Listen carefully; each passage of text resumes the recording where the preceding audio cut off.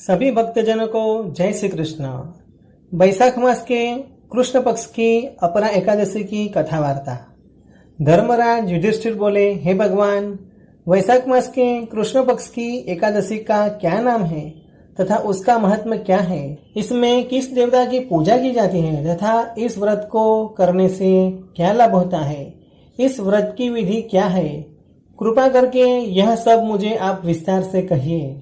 भगवान श्री कृष्ण बोले, हे धर्मराज, वैशाख मास के कृष्ण पक्ष की एकादशी का नाम अपरा एकादशी है, क्योंकि यह अपार धन देने वाली है और पुण्य को देने वाली है तथा सभी पापों को नष्ट करने वाली है। जो मनुष्य इसका व्रत करते हैं उनकी लोकों में प्रसिद्धि होती है।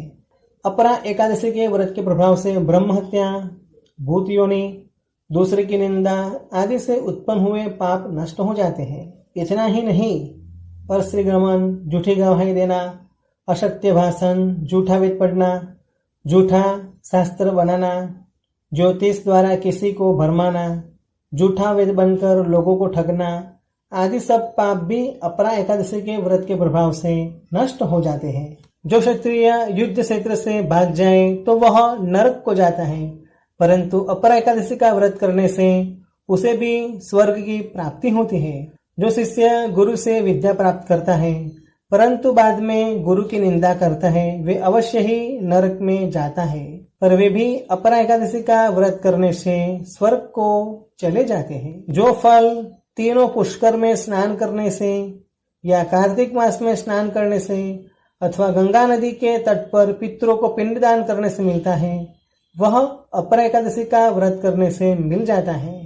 सिंह राशि वालों को बृहस्पति के दिन गोमती में स्नान करने से, कुंभ में श्री केदारनाथ जी के दर्शन करने से तथा बद्रिकाश्रम में रहने से तथा सूर्य चंद्र ग्रहण में कुरुक्षेत्र में स्नान करने से जो फल मिलता है वह फल अपरा एकादशी के व्रत के बराबर होता है। हाथी घोड़े के दान से तथा यज्ञ में स्वर्ण दान करने से जो फल मिलता है वह फल अपरा एकादशी के व्रत के फल के बराबर है। गौ, भूमि या स्वर्ग के दान का फल भी इसके फल के बराबर होता है। यह व्रत पाप रूपी वृक्ष को काटने के लिए कुल्हाड़ी के समान है, पाप रूपी अंधकार के लिए सूर्य के समान है।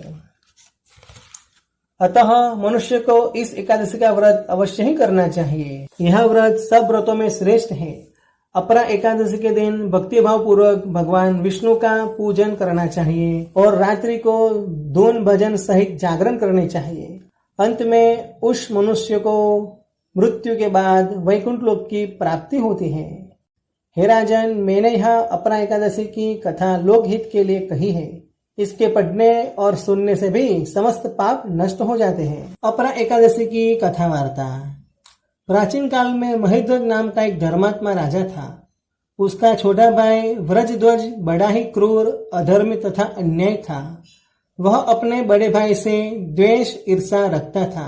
उस पापी ने एक दिन रात्रि में अपने बड़े भाई की हत्या कर दी और उसके मृत शरीर को पीपल के पेड़ के नीचे गाड़ दिया। इस अकाल मृत्यु से राजा प्रेतात्मा के रूप में उसी पीपल पर रहने लगा और अनेक उत्पात करने लगा।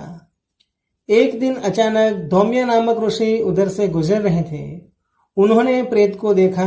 अपने तपोबल से प्रेत होने का कारण भी जान लिया।